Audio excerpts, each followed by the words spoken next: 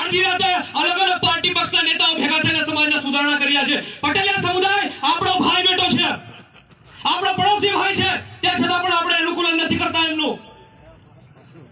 એમની દીકરીના એમના દીકરાઓના લગ્ન 100 રૂપિયામાં થઈ જતા હોય, 200 રૂપિયાના ચાંદલામાં થઈ જતા હોય, 2-3 નંગ ઘરેણાઓમાં થઈ જતા હોય, તો આદિવાસી ભીલ ભાઈઓને ક્યાં લડે છે? આ ગુજરાતમાં 1 કરોડ આદિવાસી છે, 1 કરોડ. 28 પ્રકારના આદિવાસીઓ છે. વસાવા, ગામિત, ચૌધરી, કોકણી, ભીલ, પટેલિયા, ડુંગરી, ગરાસિયા. આ 29-28 પ્રકારના આદિવાસીઓમાં ક્યાંય દીકરીને વેચવામાં નથી આવતી, ક્યાંય દહેજ નથી લેવામાં આવતું. આખું ગુજરાત પરિભ્રમણ કરેલું છે. ભીલ ભાઈઓ પોતે આ ડોફાઈમાં અને મોટાઈમાં મરેલા છે. બરાબર. આ 29 પ્રકારના આદિવાસીઓ ક્યાંય ખોટા ખર્ચા નથી કરતા. લોકશાહી છે. ભીલ ભાઈઓને નડે છે. આટલી ડોફાઈ, આટલી મોટાઈ ત્યાં જઈને કાઠિયાવાડમાં જુઓ, ત્યાં મધ્ય ગુજરાતમાં જુઓ. તડકો હોય, ઠંડી હોય, વરસાદ હોય, આપણી મા બેન દીકરીઓ ત્યાં મહેનત મજૂરી કરેલી, કાળી મજૂરી કરેલી. ત્યાં શિક્ષણની વ્યવસ્થાની, પાણીની પાયાની સુવિધાઓ નથી મળેલી.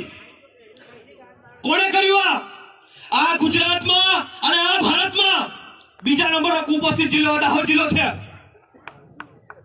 બીજા નંબરનો કુપોષિત જિલ્લો. 10મા 12માનું પરિણામ હોય તો છેલ્લે આપણો નંબર હોય દાહોદનો. કુપોષણમાં, ગરીબીમાં, સ્થળાંતરમાં, સિકલ સેલમાં દરેક જગ્યાએ આપણે ત્યાં સમસ્યા છે.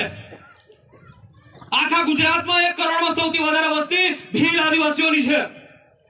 અને ભીલ આદિવાસીઓ એવી કઈ વસ્તુ કરી રહ્યા છે જેના લીધે એને કાળી મજૂરી કરવી પડે છે?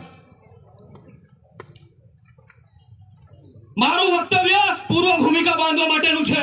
હું એની જ વાત કરીશ. આવનાર વડીલો અને મહેમાનો એમની વાત કરશે, બંધારણની વાત કરશે, બંધારણ વાંચવામાં આવશે,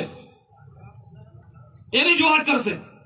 મને જે વક્તવ્ય આપ્યું છે, મારે જે પૂર્વ ભૂમિકા બાંધવાની છે, હું એ વિષયની વાત કરીશ.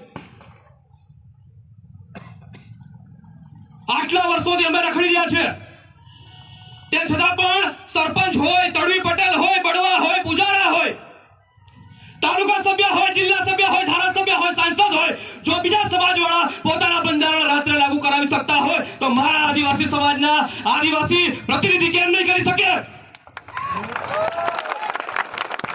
અમે ભીલ પંચની રચના કરી, અમે બંધારણ ઘડ્યું આખા જિલ્લાને સંકલનમાં લઈને.